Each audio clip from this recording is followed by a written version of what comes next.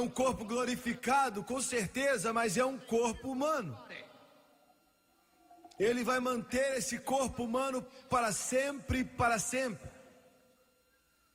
Ele despiu-se de si mesmo, suportou a cruz, desprezando a afronta, para que o preço fosse tão gráfico, tão incompreensível, que daqui a 1 trilhão de anos você vai estar agradecendo a Deus pela salvação da sua alma. Muito bem.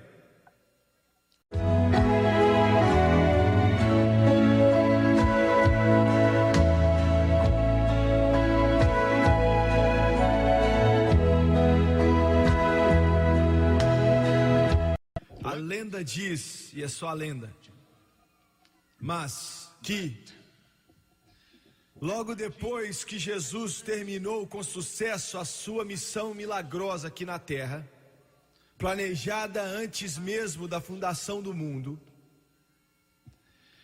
através de um preço muito caro que teve que ser pago, que confunde a mente e vai além de qualquer tipo de descrição.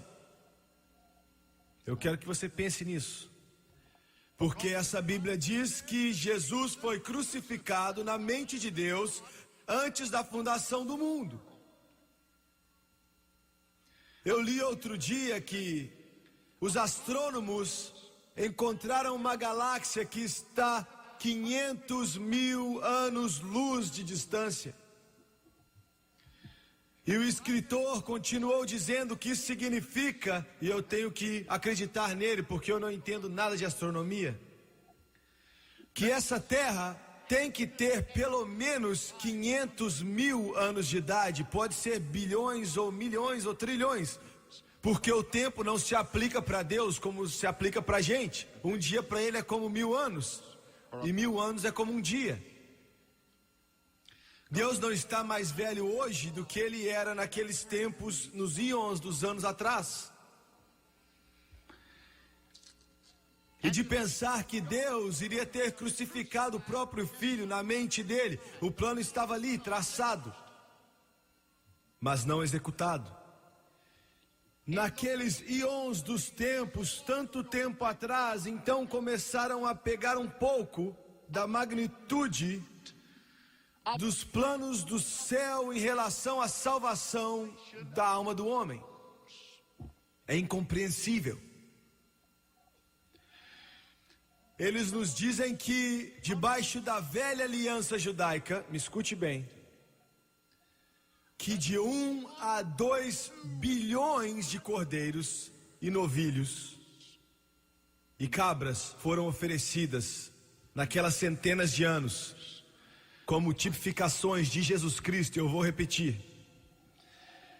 De 1 a 2 bilhões, não são milhões, são bilhões, cordeirinhos que foram oferecidos, e o cheiro de queimado que chegava até o céu, para que a ira e a justiça de Deus contra o pecado fosse acalmada, a expiação. Antes que Deus pudesse se vestir na carne humana. E ele se despiu de algo que eu quero que você saiba aqui hoje. Quando Jesus tomou forma de um ser humano, ele colocou de lado algo que ele tinha antes dele fazer isso, que ele nunca mais vai ter. Pense nisso. Enquanto Jesus está sentado agora à direita do Pai no céu, ele tem um corpo humano. É um corpo glorificado, com certeza, mas é um corpo humano. Ele vai manter esse corpo humano para sempre, para sempre. Ele despiu-se de si mesmo, suportou a cruz, desprezando a afronta, para que o preço fosse tão gráfico, tão incompreensível, que daqui a 1 trilhão de anos você vai estar agradecendo a Deus pela salvação da sua alma. Muito bem. Depois dessa grande obra gloriosa, tão magnífica, que os anjos olharam para ela e ainda olham e ficam pasmos e maravilhados. Agora Jesus voltou ao céu depois de subir do Monte das Oliveiras. O que eu estou para te dizer agora é só uma conjectura, em partes. É somente um devaneio, uma ideia. Mas pode ser que aconteceu. Que o grande Gabriel perguntou ao mestre, enquanto ele inspecionava essa maravilhosa obra que estava sendo realizada, através do mestre se tornando homem, morrendo no Calvário, ressuscitando dentre os mortos, e agora a obra estava completa.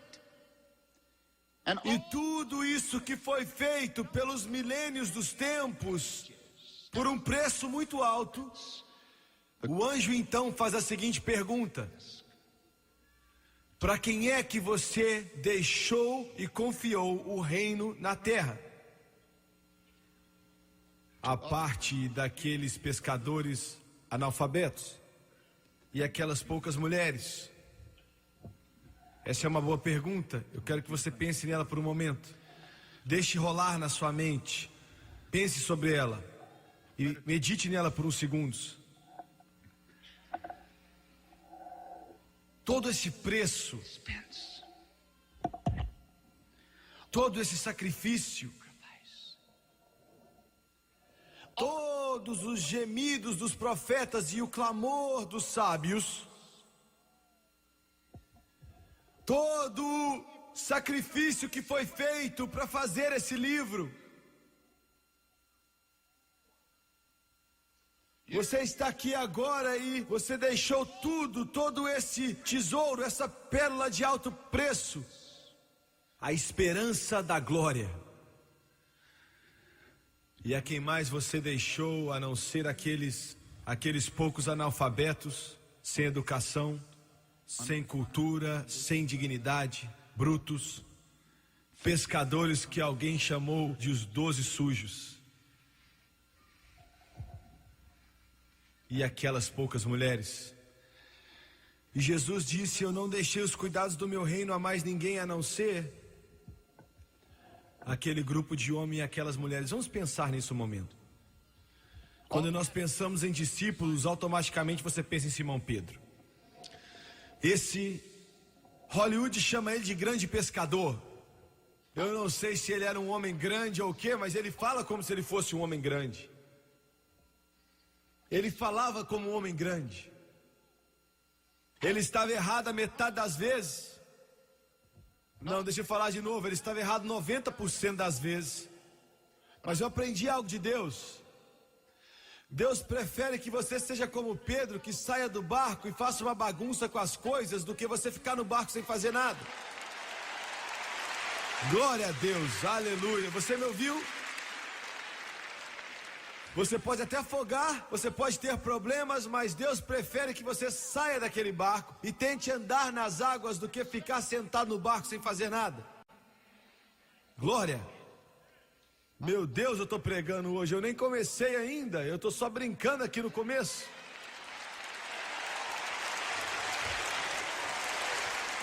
Jesus repreendia Pedro na mesma medida que ele ensinava ele. Agora, isso era Simão Pedro, cresceu ali no Mar da Galileia. E ele foi criado naquele lago que estava para se tornar o mais sagrado e mais santo de todos os lagos da terra. Pescador, é um trabalho honroso, mas só um homem de verdade pode fazê-lo.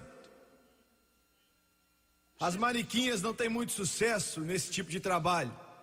Você tem que lutar pelo seu espaço. Você não pode deixar ninguém vir tentar pescar onde você já está pescando. E na minha mente eu vejo Pedro do tipo: você lembra que ele é aquele que perguntou: Senhor, será que eu perdoo ele 7 vezes? Você pode continuar lendo. Ele estava pensando assim: eu vou perdoar ele 7 vezes se você falar que eu tenho que perdoar, mas depois eu vou dar nele um soco. Mas Jesus disse: não, perdoa eles 7 vezes 70, e um diz 60 e 90 vezes. E Pedro ficou louco. Ele pensou: misericórdia, eu tenho que mudar muita coisa que eu estou fazendo. Mas Jesus escolheu esse homem. E eu te digo isso, a Bíblia diz que não são muitos nobres, não são muitos fortes que são chamados. Eu não sei porquê, nós talvez não escolheríamos esse grupo. Talvez nós íamos deixá-lo passar batido. Por isso que Israel ficou tão nervoso. Uma das coisas é porque Jesus escolheu como seus discípulos não os sacerdotes, não os fariseus, não os mestres da lei, não os escribas. Mas ele escolheu esse grupo de homens brutos, sangue quente, pronto para partir. Quando ele disse: João e Tiago, sigam-me, eles estavam com o coroa deles, quer dizer, com o pai deles, Zebedeu. Eu te falo, eles saíram daquele barco, eles estavam consertando as redes ali no mar, perto de Cafarnaum, mas eles saíram do barco e falaram: papai, nós estamos indo embora, e seguindo ele. Então as escrituras nos dizem que eles largaram o pai deles imediatamente e falaram: aonde você for, nós seguiremos, estamos indo com você. Glória, aleluia. Tiago e João, a minha mãe escolheu meu nome por causa de James, e ela também escolheu o meu nome do meio por causa de um tio rico, Lee. Meu nome é Jimmy Lee, nunca gostei desse nome. Lee, meu tio era muito rico. E o Jerry Lee também tem o nome por causa dele. A mãe do Jerry Lee e a minha mãe eram irmãs. Nós recebemos o nome daquele tio rico. Eu nasci na casa dele em 1935, 15 de março. Mamãe sabia, a mãe do Jerry Lee também sabia que se tivéssemos esse nome, quando ele morresse, ele ia deixar algo pra gente.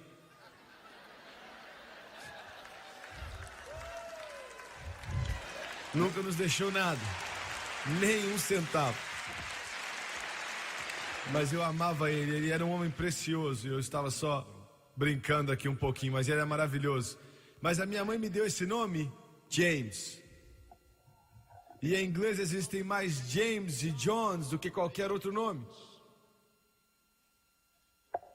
E Jesus chamava aqueles 2 irmãos de filhos do trovão.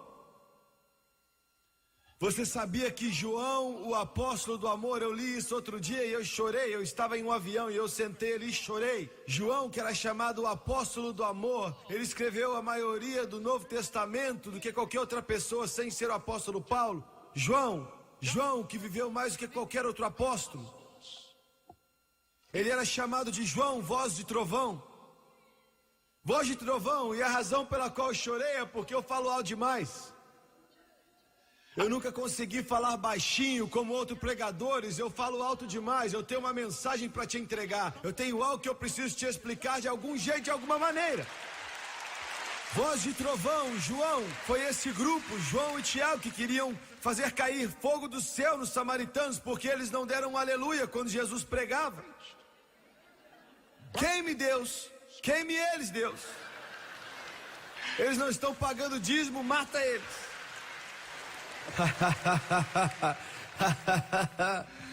Veja bem, eu estou falando tudo isso, eu estou começando cedo hoje com a minha fundação, porque a minha mensagem vai ser mais longa que o normal.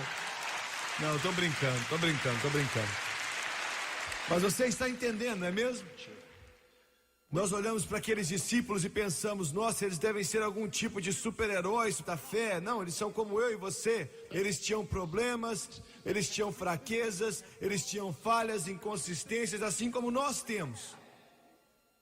E demorou um tempão para moldá-los naquilo que Deus queria que eles fossem. Você pega Natanael, dá até para escrever um livro sobre ele. Eu sempre imaginei ele, antes de Jesus escolher ele, como um cara meio sarcástico. Sabe, quando fala assim: nós encontramos o Messias, ele falou: de onde é que ele veio? E diz: como assim? Ele veio de Nazaré. Pode algo bom vir de Nazaré? É meio sarcástico, não é? Jesus relevou tudo isso e disse: antes mesmo de chegar aqui, eu vi você sentar debaixo da árvore. Aleluia, glória, aleluia. Tomé, Tomé é o tipo de cara que não vem para a igreja porque acha que já está tudo condenado.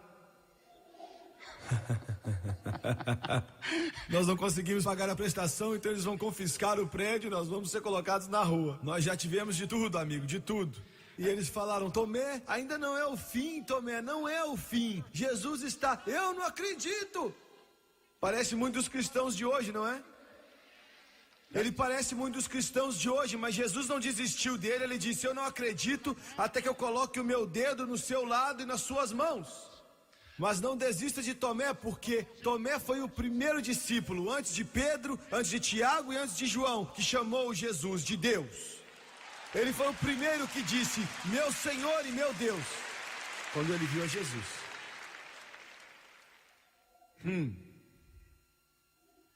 Esses eram os homens. Eles eram grosseiros, analfabetos, sem educação, não eram cultos. E esse era o grupo que Jesus deixou essa igreja para eles. Esses poucos homens e poucas mulheres.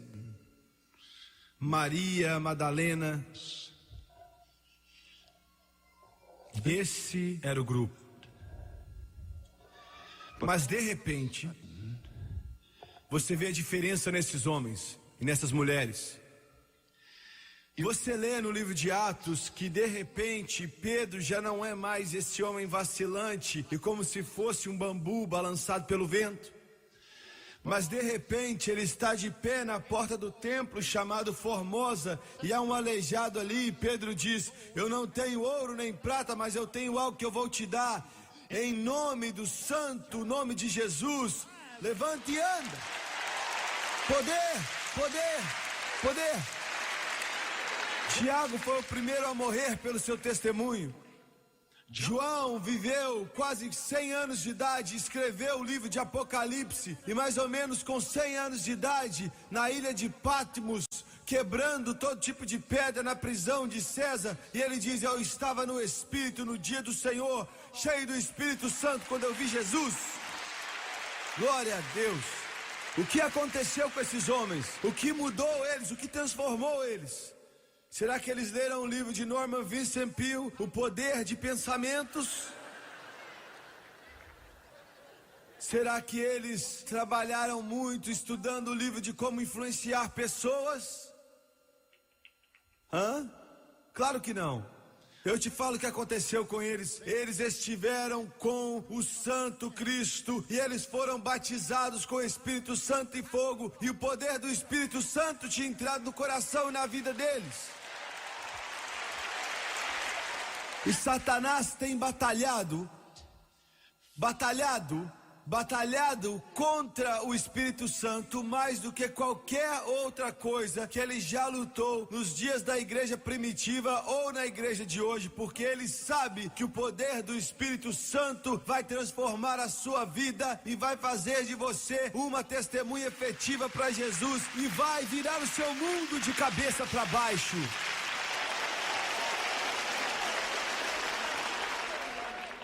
E ele odeia isso. Eu acho que o Espírito Santo me disse para falar uma coisa a vocês enquanto eu orava nessa tarde.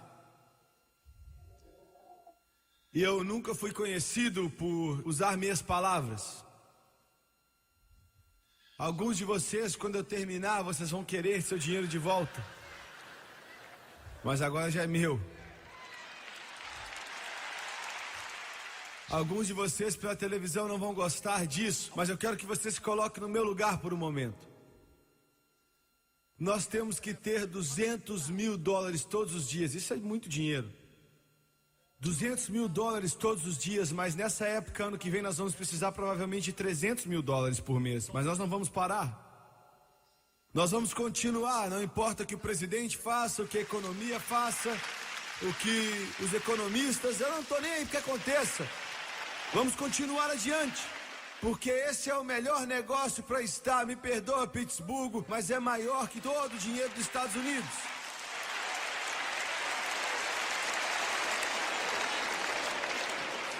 Alguns de vocês podem não gostar, mas é maior do que os Piratas de Pittsburgh, é maior do que os Steelers de Pittsburgh, porque é isso que nós estamos falando aqui. Foi começado na mente de Deus Todo-Poderoso e pago pelo Senhor Jesus Cristo, e não foi feito através de um preço barato, mas Jesus, que esse mundo rejeitou, se tornou a pedra principal, e Ele é o mesmo ontem, hoje e amanhã. E Ele diz que esse evangelho vai ser testemunhado em todo o mundo, então virá o fim.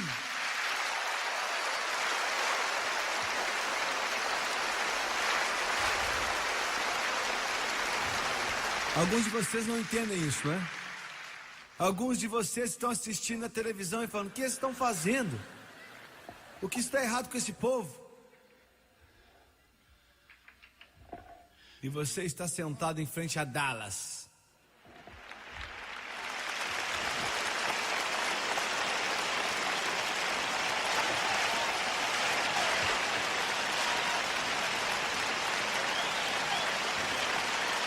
Aleluia! Isso me deixa empolgado demais. O céu está por vir. Glória a Deus, o céu está por vir. O céu está por vir. Eu estava no sudeste da África um tempo atrás e eu olhei para pessoas que tinham buracos na orelha do tamanho do meu punho. Você podia colocar o punho na orelha deles, onde o buraco tinha sido furado. Desde criança eles são chamados de massa, tribo massa. E eu preguei para eles, e eu estava em uma escola bíblica. E nós demos mais de $100 mil para eles no Nairobi, no Quênia. E eu perguntei a todos os estudantes que estavam ali naquela sala de aula, os que iam ser pregadores, eles chegaram ali e cantaram pra gente. Então eu ficava de pé ali e perguntei a um dos missionários, eu estava com os massás, e eu perguntei a eles, a língua deles é muito difícil de entender, como é que alguém pode alcançá-los? E ele disse: irmão Swagger, você está vendo aquele jovem aí? Eu vi um jovem negro alto cantando Amazing Grace no meio daquele coral para todos, e ele disse: ele é da tribo Massá, e ele é cheio do Espírito Santo, e ele vai se formar aqui, vai pregar o evangelho lá, o evangelho de Jesus Cristo, e ele vai pregar com poder, e os Massá virão para Jesus.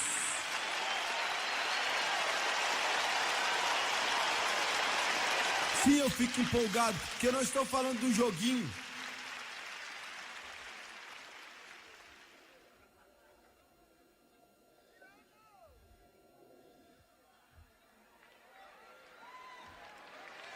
Não estou falando de coisas insignificantes.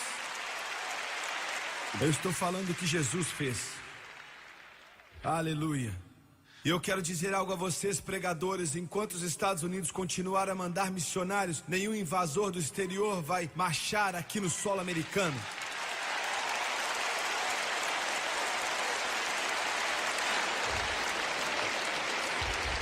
Eu quero que você, repórter, escute ao Jimmy Swagger por um momento. Você pode pensar isso, você pode pensar aquilo e aquilo outro. Você pode pensar que a nossa esperança está nos F-15, nos F-16, nos F-14, nosso arsenal nuclear, a nossa força no exército, em nossa tecnologia, em nossos químicos, em nossos biólogos, nossas ciências que estão mantendo os russos de invadir esse país. Mas eu tenho algo para te dizer: são igrejas como essas ali e pessoas como essas aqui, pregadores como esse aqui, que estão levando o evangelho até os confins da terra. E está fazendo com que Deus salve essa nação do inimigo. Eu espero que o presidente Reagan esteja ouvindo.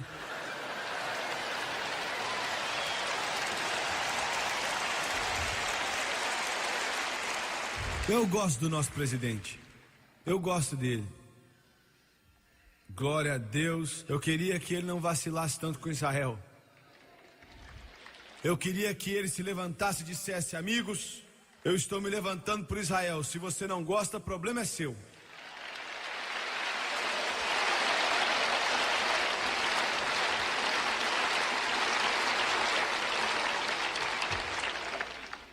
Muito bem. Melhor negócio do mundo inteiro. Nós temos que ter muito dinheiro. E tudo que eu digo, Satanás está vindo contra mim. Você lembra do espinho na carne de Paulo? Os espinhos não vão te matar, mas eles vão fazer a sua vida bem confortável. mensageiro de Satanás. Se você disser isso agora, eles não vão enviar dinheiro nenhum. Aleluia, ele vai ter que entrar na fila. Glória a Deus. Mas para todos aqueles que não querem fazer, Deus levanta outro que quer fazer. Porque Ele é a fonte. Ele é a fonte. Ele é a fonte. Agora, eu vou perturbar algum de vocês. E você vai se sentir perturbado. Eu sou muito ciumento no que diz respeito ao que eu digo para as pessoas e o que eles escutam. Deus conhece o meu coração e eu não me importo qual é o nome que está na igreja. Eu posso dizer isso sem nenhuma dúvida, sem racismo ou preferência, não me importa qual o nome que está por trás. Eu não estou nem aí se você é Assembleia de Deus ou Igreja de Deus, Batista, Metodista, não me importo com isso. Eu vou perturbar alguns de vocês, eu não estou nem aí se você é católico. Agora, católicos, eu não quero que vocês, por favor, não fiquem chateados com o que eu vou dizer. Não escreva-me cartas ou me ligue chorando, eu te amo. Mas eu não sou católico. E os elefantes vão se pendurar em árvores antes de eu beijar o pé do Papa.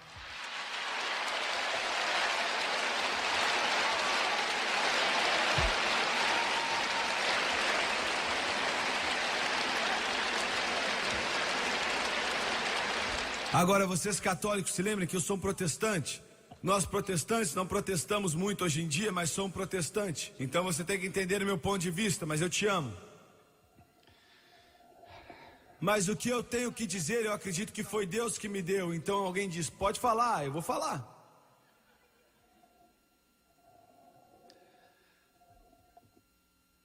Eu não me importo com o tamanho da igreja, eu falo do prédio. Eu não me importo quantos milhões de dólares pode ter custado. Eu não me importo quão socialmente aceitável a denominação é. Eu não quero saber quanto tempo faz que os seus pais fizeram parte daquela denominação. Eu não me importo com quanto dinheiro você ofertou ali ou quanto você ama aquela igreja. Eu não me importo quão educado ou quão ignorante o seu pastor possa ser. Se esse pregador que está por trás do púlpito não prega o batismo no Espírito Santo com evidência em orar em línguas, você está em apuros.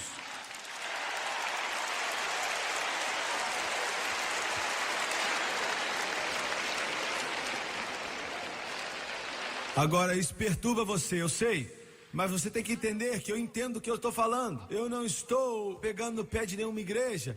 Eu não estou falando saia daqui e venha para cá. Eu oro a Deus que toda a igreja na nação, católico, protestante, judaica, possa ser cheia do Espírito Santo amanhã, independente do nome na porta. Mas eu sei que um cristão que não tem o Espírito Santo e não é batizado com o Espírito Santo vai ter uma vida difícil. Até com ele a sua vida já vai ser difícil. Sem ele, então, você não consegue nem orar. E como é que você sabe disso, irmão Swagger? Porque ele disse, e recebereis poder depois que o Espírito Santo vier sobre você. Agora isso te incomoda, né? Mas eu estou dizendo da maneira mais diplomática e amorosa possível. E eu digo isso de todo o meu coração. Mas porque eu te amo, eu falo a verdade. Não desliga a televisão, não. Eu te digo a verdade.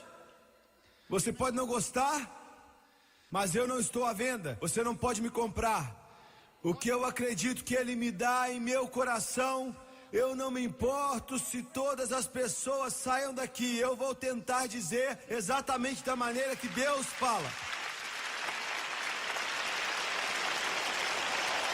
Você precisa de uma igreja cheia do Espírito Santo. Você precisa de um pregador cheio do Espírito Santo. Você precisa de um diretor de escola dominical cheio do Espírito Santo. Você precisa de professor de escola dominical cheio do Espírito Santo. Você precisa de músico cheio do Espírito Santo. Você precisa de cantores cheios do Espírito Santo. Porque a força da igreja não é dinheiro, não é educação, não é riqueza, é o Espírito Santo.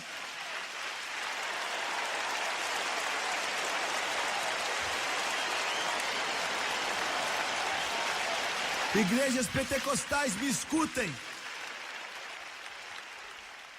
igrejas pentecostais, igrejas carismáticas, me escutem.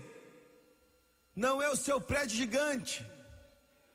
E eu não sou contra prédios gigantes, eu não sou contra excelência naqueles prédios. Não é isso que eu estou dizendo. Mas a essência não está nos prédios, está no Espírito Santo. É o poder do Espírito Santo. Um dos meus grandes amigos estava construindo uma igreja, isso já faz muitos anos. Eu não vou falar o nome dele, ele ainda está pregando o evangelho, é um grande homem de Deus. E ele tinha uma das igrejas pentecostais maiores por muito tempo. Deus estava movendo. E ele sentiu que ele ia ter que tentar controlar a situação um pouco. E Deus sabe que nenhum de nós queremos pessoas fanáticas ou pessoas agindo na carne, na emoção, todo tipo de coisa da carne. Não é isso que nós queremos. Isso arruina, isso mata. E um domingo de manhã, um dos homens de mais sucesso da cidade estava vindo visitar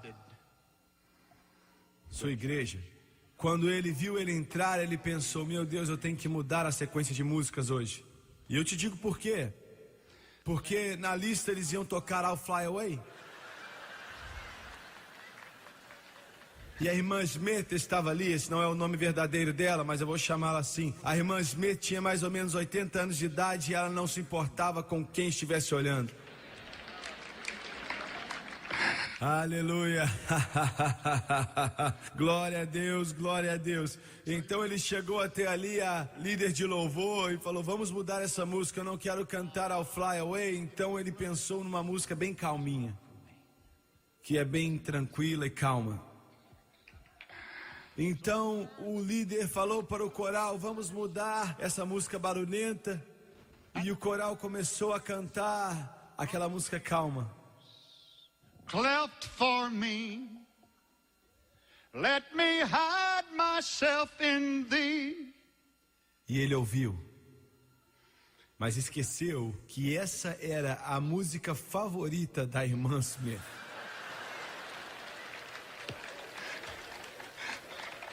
E sempre que ela ficava feliz, ela orava em línguas. E quando ela começou a orar em línguas, ela começava a dançar no Espírito. E eles sentaram aquele homem e sua esposa bem atrás da irmã Smith.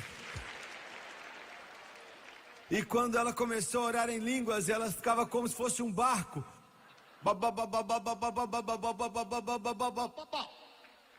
E ele olhou ali e viu aquilo e disse: meu Deus, pela água e pelo sangue. E ela estava dançando no Espírito, gritando bop, bop, bop, bop, bop, bop, bop. Ela dançou até o corredor e ele disse: meu Deus, em nome de Jesus, ajude ela a voltar para o lugar dela. Não faça com que ela vá lá para trás. Mas a irmã Smith começou a ir lá para trás. E ela começou a entrar mais ou menos 3 pés entre aqueles assentos onde estava aquele homem de negócios. Começou a pisar nos pés deles, falando ba, ba, ba, ba, ba, ba, ba. Eu sei. Alguns de vocês pensam que isso é uma das coisas mais loucas que você já ouviu e você não conhece. Você não conhece. Eu estou te falando que vai fazer com que você sinta o céu na pele. Eu estou falando de algo que vai te dar força. Eu estou falando de algo que vai te dar alegria. Eu estou falando de algo que vai colocar paz no seu coração. Eu estou falando de algo que vai fazer você amar o seu irmão. Estou falando de algo que vai fazer você se sentir diferente. O Espírito Santo pisou sobre os pés dele.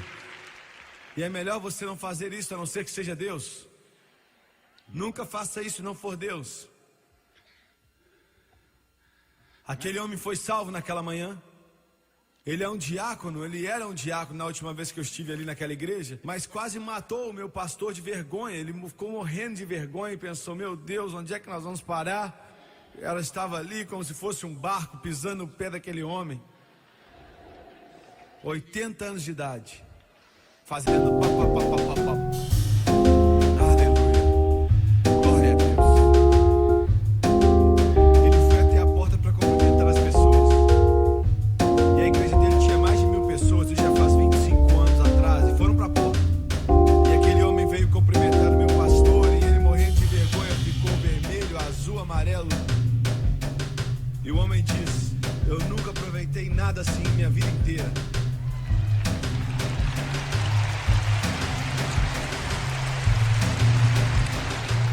Ele disse: bem, eu fico muito contente em saber que a mensagem te abençoou. E ele falou: eu não sei nem o que você pregou,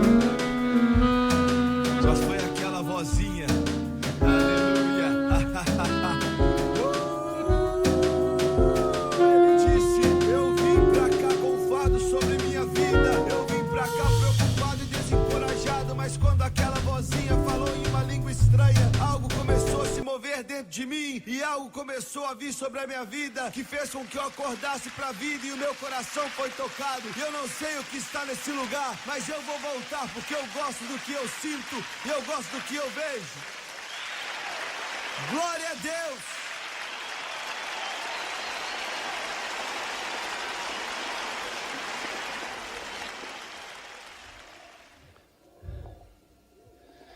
O Espírito Santo. O Espírito Santo. O Espírito Santo. Eu nem comecei a pregar ainda. Você diz: irmão Swagger, você está dizendo que eu tenho que sair da minha igreja e entrar em uma assim? Não, não foi isso que eu disse. Você pode ter a melhor igreja do mundo, eu não sei, mas amigo, escute esse pregador. Ah, você vai fazer média agora? Não, não estou fazendo média, eu estou falando a verdade. Se a igreja que você congrega, eu não quero saber do tamanho dela, quão sociável ela é, não importa. Eu não quero saber quão conservador você diz que você é. Você pode acreditar na Bíblia inteira, mas deixa eu te dizer, sem o Espírito Santo, as pessoas não podem ter o poder para vencer o poder das trevas e o poder do pecado. Elas não conseguem. Agora, o que eu estou querendo te dizer vai mudar sua vida. Vai fazer a salvação mais do que religião. Veja bem, o cristianismo não é uma religião, é um relacionamento. É um relacionamento com Jesus Cristo. Ele se torna prominente em sua vida, no seu coração, nos seus sentimentos. Muito bem, eu preciso terminar isso aqui. Eu vou pular o ponto 1, 2, 3, 4 e direto no quinto.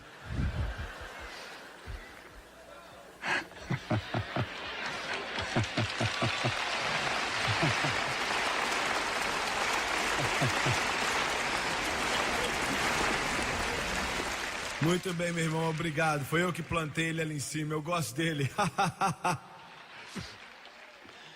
Eu vou andar rápido. Número 1, o Espírito Santo faz um escudo protetor sobre o Filho de Deus.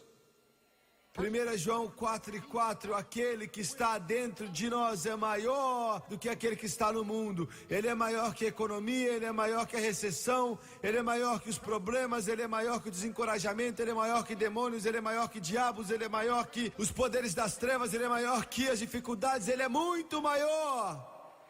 Maior, maior, maior, maior. Aleluia. Pregadores, pregue vitória na sua igreja. Pregue poder na sua igreja. Deus é um Deus poderoso. Jesus é um Deus poderoso. O Espírito Santo é um Deus poderoso. 1 João 4:4. Aquele que está em você é maior. Você precisa disso. Você precisa disso todos os dias, o tempo todo. Em segundo lugar, ele nos ajuda a vencer a carne. E esse é o seu maior inimigo. Leia o 8º capítulo de Romanos, como o Espírito de Deus vai te ajudar a vencer a carne. Eu acredito que, quem foi? Acho que foi o tio João, há muito tempo atrás, quando eles estavam começando a receber o Espírito Santo na virada do século. Ele teve um problema com o temperamento. Nenhum de vocês tem isso, né? Eu fui a uma casa uma vez, muitos anos atrás, e tinha uma foto pendurada na parede, e a foto estava dessa altura. Você não coloca a foto a 2 pés de altura do chão. Você sabe do que eu estou falando, né? E eu perguntei ao irmão, o que é essa foto ali? E ele mudou de assunto e começou a falar do tempo. E eu disse, o que é essa foto ali? E ele disse, amanhã vai fazer calor. E eu falei, o que é essa foto? Eu sabia o que a foto estava fazendo. Ele tinha chutado a parede, tinha uma foto ali, tampando o buraco. Eu estou falando de casas de cristãos, hein? Tem um tio meu que ele já faleceu e está morando com Jesus agora. E anos atrás, um ratinho, vocês aqui de Pittsburgh, vocês não conhecem isso, sempre viveram em casas boas, mas os ratinhos à noite, sabe? Alguns de vocês se lembram disso, ou os mais jovens não. E ele estava muito nervoso uma noite. E aquele camundongo, ele tacou um sapato nele, ele continuou a andar ali naquele teto, ele pegou a sua arma e deu um tiro bem no teto, e o teto todo voou da casa.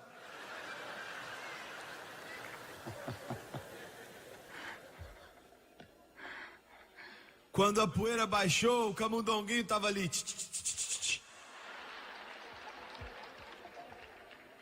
Uma vez ele ficou bravo com o carro e deixou o carro cair no rio Mississippi. Eu vou mostrar para você, carro. E essa foi a família onde eu nasci.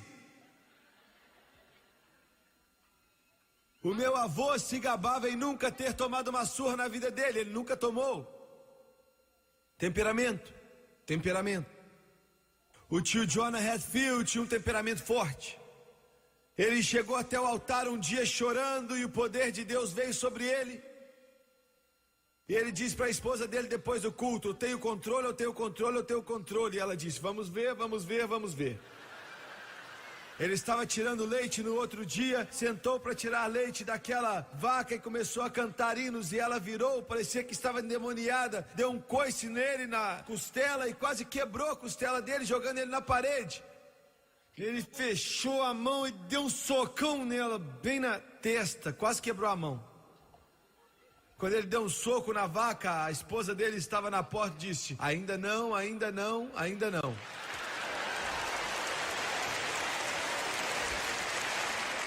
Demora muito tempo para mudar no cristão, sabe? Nós já passamos por isso. A gente fala: não se preocupa não, que agora que você está salvo, você não tem como perder a salvação. E como sempre, eles continuam sendo derrotados pelo pecado. Então ele voltou à igreja naquela noite, ele voltou ao altar e o poder de Deus veio sobre ele, mas ele não recebeu o Espírito Santo. Chegou perto, mas não recebeu, e disse: agora eu tenho controle. Ela disse: vamos ver. E a vaca deu outro coice nele quando ele estava tirando leite dela. O diabo pode entrar em carros, em cachorros, em vacas, em esposas, em maridos, filhos. Ele chutou aquela vaca com tanta força que quase quebrou o pé. A esposa dele estava na porta e disse: ainda não. Naquela noite ele voltou para o altar chorando. Eu estou falando isso de maneira engraçada, mas aconteceu. Ele estava com o coração partido, chorando com Deus, e mais ou menos à meia-noite o Senhor encheu ele, realmente encheu ele. E ele disse à esposa dele: eu tenho controle. Aí a esposa dele disse: vamos ver. E na próxima manhã, ele estava cantando: Blessed assurance, Jesus is mine. Você acha que quando você recebe o Espírito Santo tudo vai se acalmar, mas meu amigo, você está para ser surpreendido. Aquela vaca estava ali mascando. Aquela vaca estava de pé ali enquanto ele tirava o leite dela. Eu não sei qual tipo de vaca dá o leite e qual dá o creme, mas ele estava tirando o leite.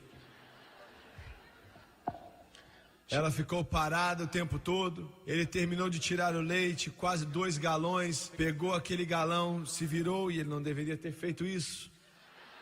Ela plantou os 2 pés nele, a cabeça dele bateu na porta, o leite voou no teto e voltou em cima dele. A cara dele estava na lama. Ele viu todo tipo de cor ali naquele lugar. Você acha que quando você é batizado com o Espírito Santo você deixa de ser humano? Isso não acontece. Você ainda vai ter os mesmos problemas ali. Mas agora, se você quiser, há um poder em você que você não tinha, e você pode sair desse problema, o poder do Espírito Santo. Ele pulou, correu em direção daquela vaca e deu um pulo em cima dela e disse com toda a altura: Deus abençoe a Betsy.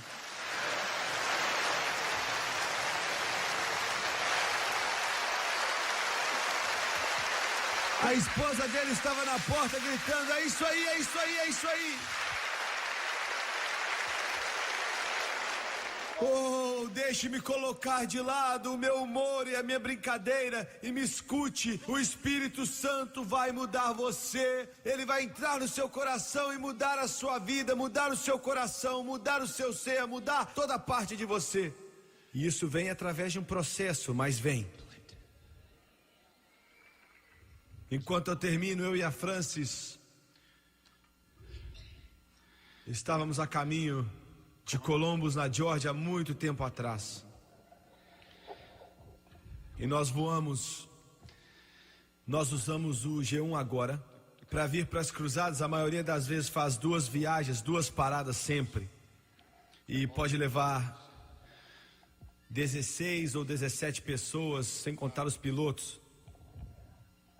Nós já usamos todos os tipos de companhias, mas antes disso nós dirigíamos carros e depois a gente começou a alugar vans e começamos a alugar ônibus e depois aviões pequenos e depois compramos um DC-3. Nunca compre um DC-3 por toda a sua vida. Se alguém quiser te dar um, agradeça, mas devolva. Deus nos deu um G1, grandes pilotos e de qualquer forma. Nós estávamos dirigindo carros naquela época e o carro levava um pequeno trailer onde a gente colocava os instrumentos musicais, amplificadores, etc, etc.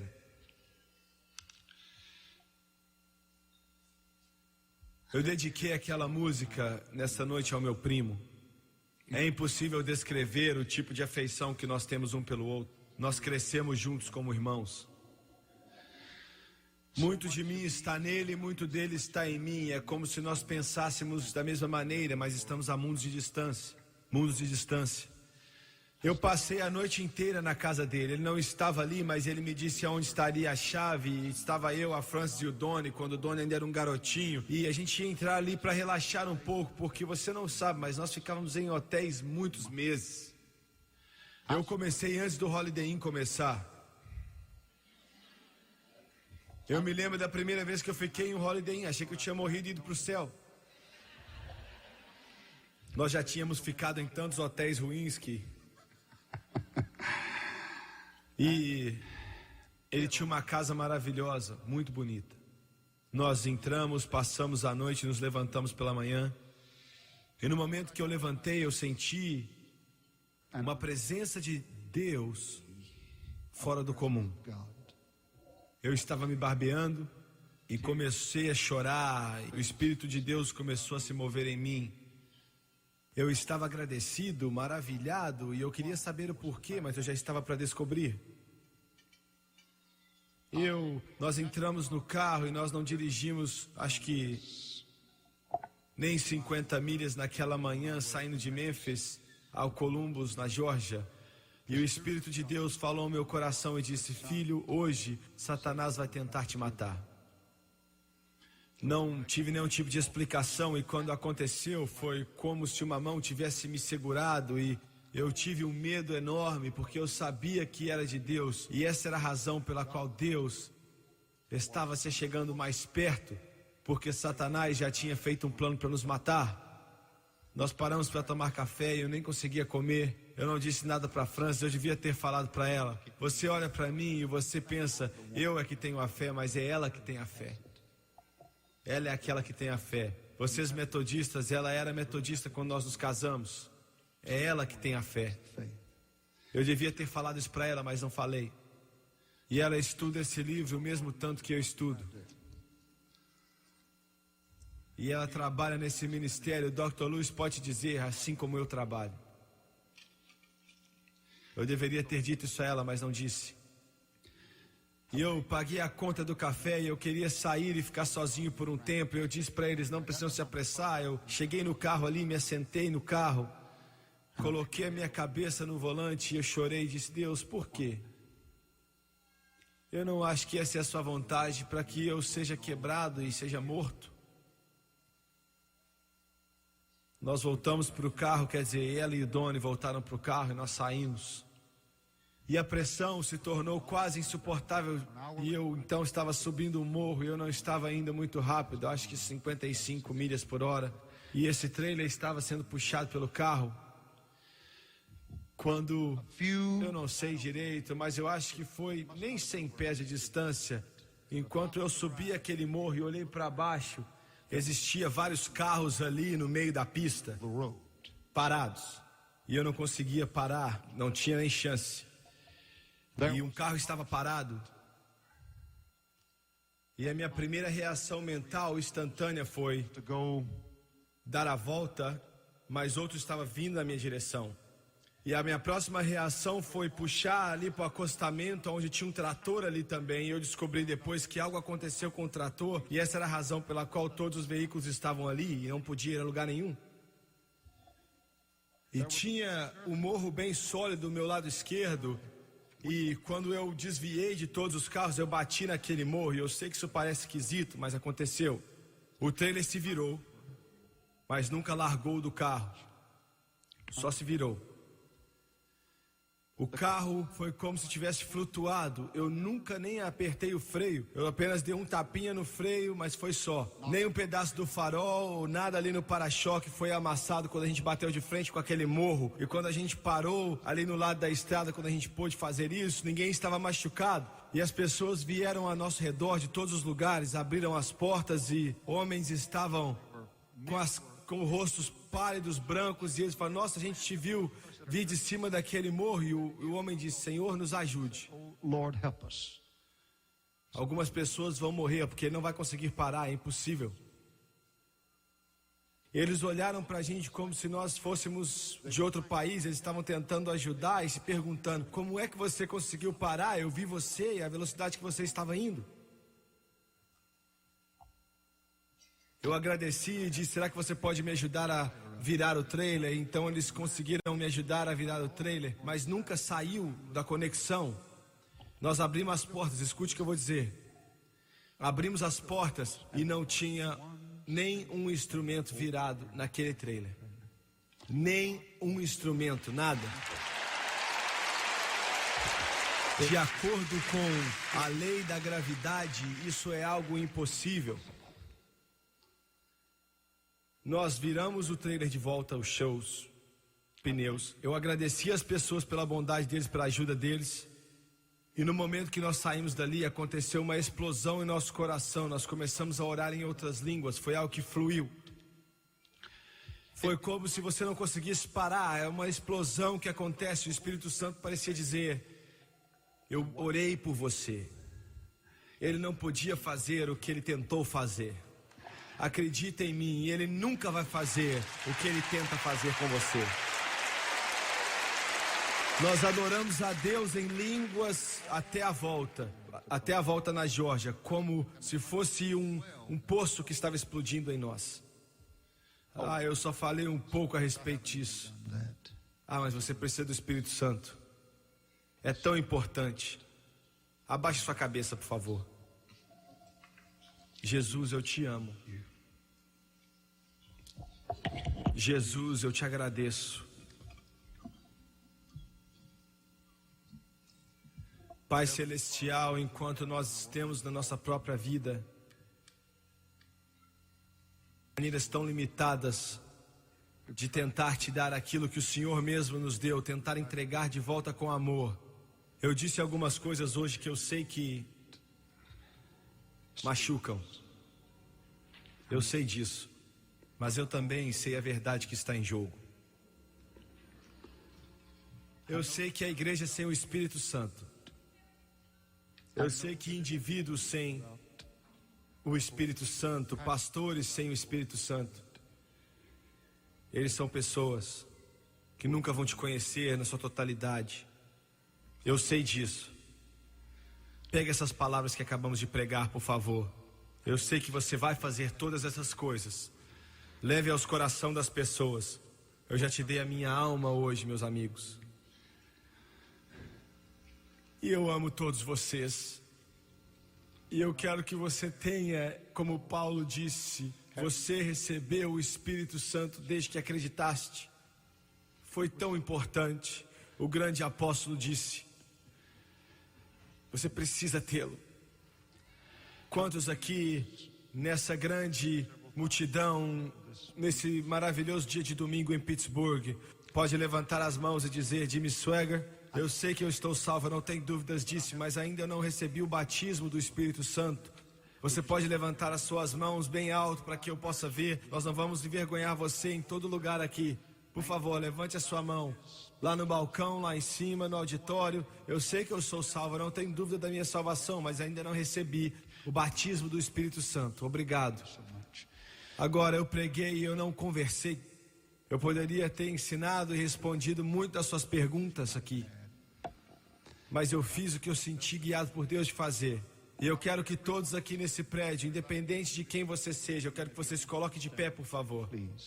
Todos se coloquem de pé. Obrigado, Jesus.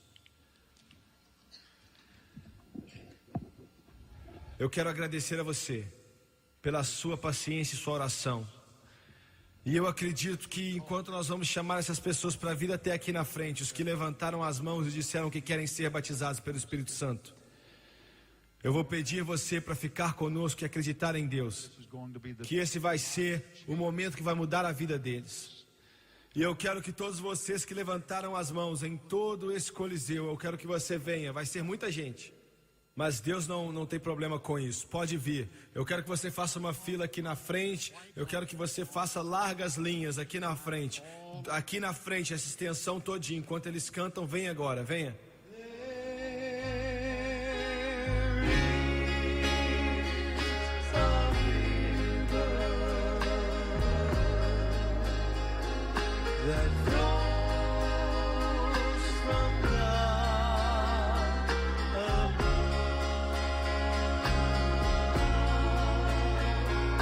Coloque de pé nessas linhas, é isso mesmo, coloque de pé aí. Vem aqui até a frente, fique aqui, você que está na frente. Há uma fonte.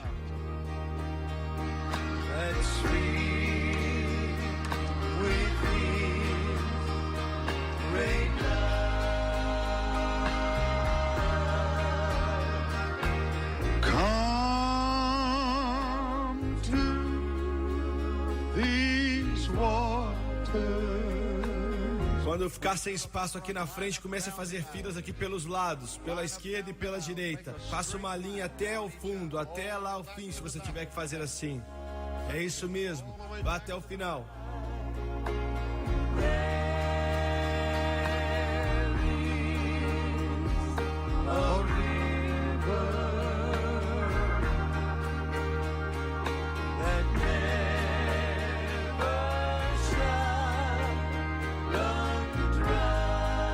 Cante mais uma vez, Tomás, eles ainda estão vindo pra cá. Venha, venha, venha você. Faça só uma linha daqui no começo da frente até o fim. Lá atrás. Isso, até aquele lado direito e o lado esquerdo também. On the left-hand side.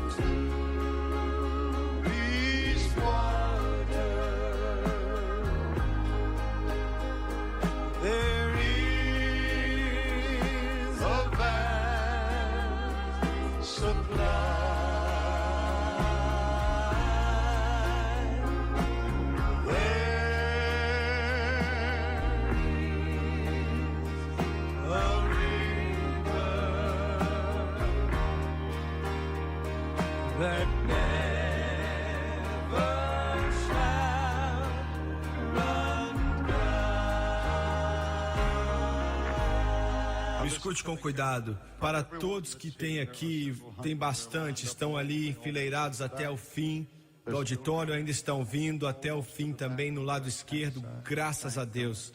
Escute-me com cuidado. Deve ter pelo menos 1000 pessoas aqui. Eu preciso desse mesmo número de pessoas cheias do Espírito Santo. Eu não quero saber de que igreja você é, mas eu quero que você seja cheio do Espírito Santo.